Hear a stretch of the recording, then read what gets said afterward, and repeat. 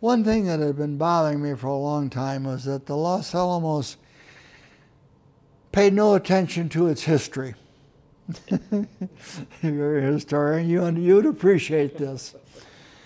I told Bradbury that that's the way I felt. I said, a number of people at the lab have been bringing me things that are part of the history.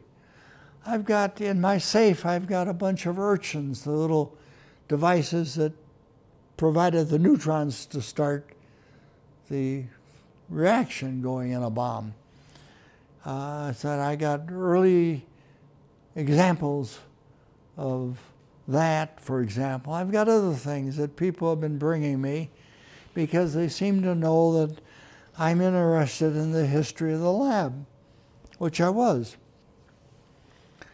And I said, we ought to have a museum.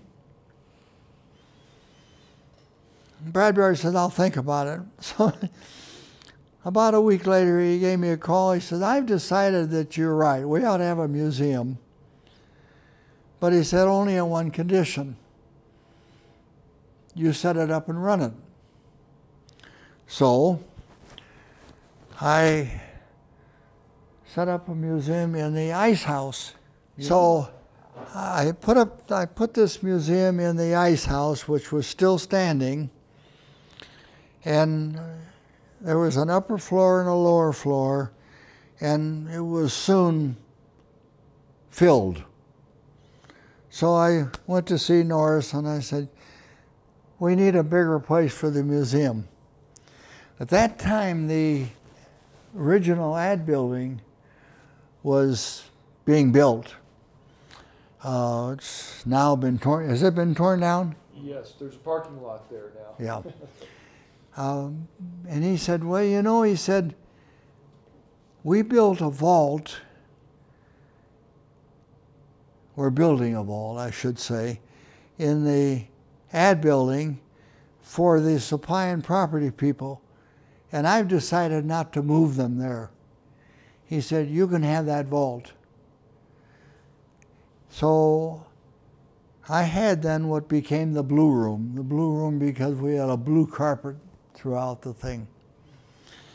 And I was able to expand it quite a bit with a lot of cutaways of weapons and other things which were all classified. But, you know, there were a lot of things that we wanted in that museum that were not classified. And so once again, we got full. And so I talked to Bradbury and I said, you know, I said, I've got a lot of things on display that the people in the town would like to see, but they can't go in because it's classified. I said, why don't we set up another museum and have it unclassified, and all the things I have which would be of interest to people in the town that are unclassified, we'll put in that museum. Well, he thought a little bit about it, and he called me back, and he said, I've been thinking about that, and he said, I don't want you to run it. He said, I don't want you just running a bunch of museums. He says, there's other things that you should be doing. So he said, I'll tell you what, if you want to have an unclassified museum, there's an old empty building, old tech area building from wartime that you can use. But he said, I'm going to put Bob Krohn in charge of it, and so that all you have to contend with is this classified museum. So I said, all right, that's fine with me. Well, Krohn did a very nice job of setting up an unclassified museum with mostly things I gave him.